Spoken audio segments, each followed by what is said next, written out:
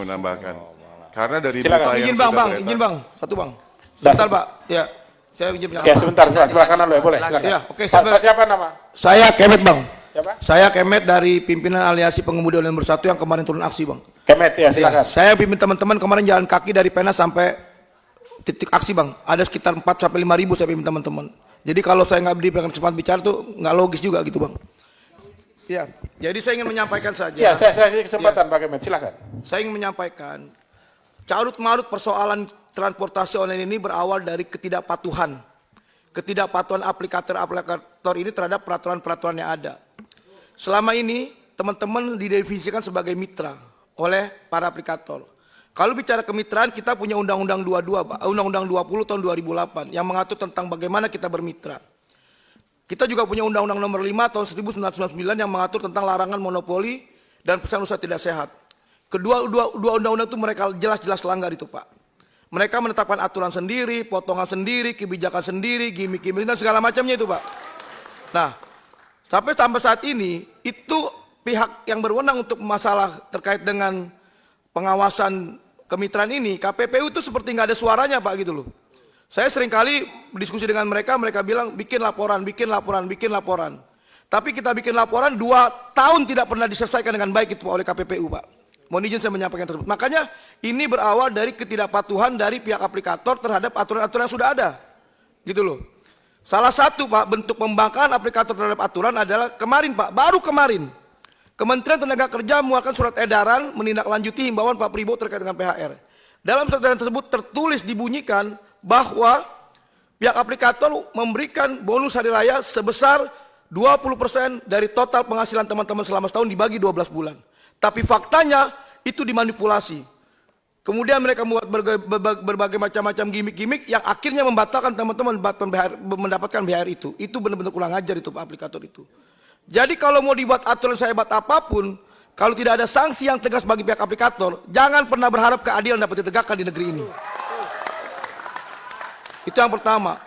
Yang kedua, teman-teman ini bekerja Pak, resiko kerja sangat luar biasa. Mati Pak, di Tronton, berkali-kali teman-teman kami di Tronton. Tapi saat ini belum pernah ada perlindungan, keamanan, dan keselamatan kerja bagi kami. Itu yang saya sampaikan. Kita tidak pernah dianggap ada oleh pemerintah. Baru di eranya Prabowo inilah pemerintah melalui Kementerian Tenaga Kerja berinisiatif membuat peraturan Menteri Tenaga Kerja tentang perlindungan tenaga kerja bagi tenaga kerja pelapor. Ini sangat luar biasa untuk tenaga kerja. Tapi yang lainnya Pak, mohon maaf, masih jauh panggang dari api. Jadi saya berharap DPR kalau membuat aturan, tolong itu harus benar-benar aturan yang benar-benar tegas, ada sanksinya. Kalau perlu sanksi pidana Pak, nggak apa-apa. Kalau cuma sekedar sanksi denda, wah duit mereka banyak Pak. Mereka bisa bayar siapa aja, mereka bisa beli siapa saja. Gitu. Jadi saya berharap kalau membuat aturan-aturan tegas, kita nggak muluk-muluk Pak nih, teman-teman nggak muluk-muluk nih. Teman-teman cuma pengen pulang dapat duit, bisa buat beli makan, bisa buat bayar kontrakan, bisa buat bayar cicil udah Pak. Itu aja, nggak banyak-banyak teman-teman maunya Pak. Hanya itu. Jadi tolonglah. Kalau bicara undang-undang lama Pak, lama. Nggak kelar-kelar deh. Saya kesini tahun 2019 sudah kesini sama teman-teman. Tapi sampai saat ini belum ada aturannya Pak. Saya cuma minta tolong, itu panggil Kemenhub, panggil aplikator, duduk bareng dengan saya di sini. Akan kita telanjangin mereka. Ada apa di balik mereka tuh? Ada apa antara Kemenhub dengan pihak aplikator itu? Itu KP 1001 itu hanya 3 bulan setelah KP 667. KP 667 tidak pernah dieksekusi tuh Pak. Tidak pernah dieksekusi, tahu-tahu muncul KP baru, saya rasa ada sesuatu yang tidak benar di situ Pak. Dan ditambah lagi tuh yang terkait dengan penggunaan 5% untuk hal-hal yang sifatnya asuransi, itu gimmick-gimmick tuh, itu manipulatif semua tuh, bohong besar itu Pak. Bohong besar Pak. Jadi saya minta panggil Kemenhub, panggil aplikator, kita duduk bareng di sini. Kalau perlu siaran langsung Pak, biar mereka tahu itu jahanam semua itu mereka itu Pak. Terima kasih. Baik, teman-teman, tolong Gitu, Pak. kalau bicara menggunakan bahasa-bahasa yang bagus ya. Ya nanti, karena di sini ada tata tertib Pak di ruangan ini, minta tolong ya. Pak Ade masih lagi? Sedikit aja Pak. Baik, Sedikit silakan. aja. Jadi dari apa yang kita baca di media bahwa aplikator itu menolak untuk potongan 10% dan bahkan mereka sudah ke istana ya.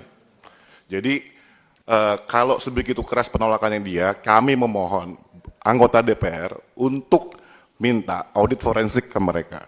Siapa tahu ada uang-uang kita dibawa kabur keluar. Saya lebih baik menyumbang uang ke negara daripada mereka bawa kabur uang kita, Pak. Jadi, kalau mereka masih berkeras, nggak mau 10%, dorong Pak audit forensik, Pak. Minta tolong saya. Sepakat ya kawan-kawan ya? 10% ya?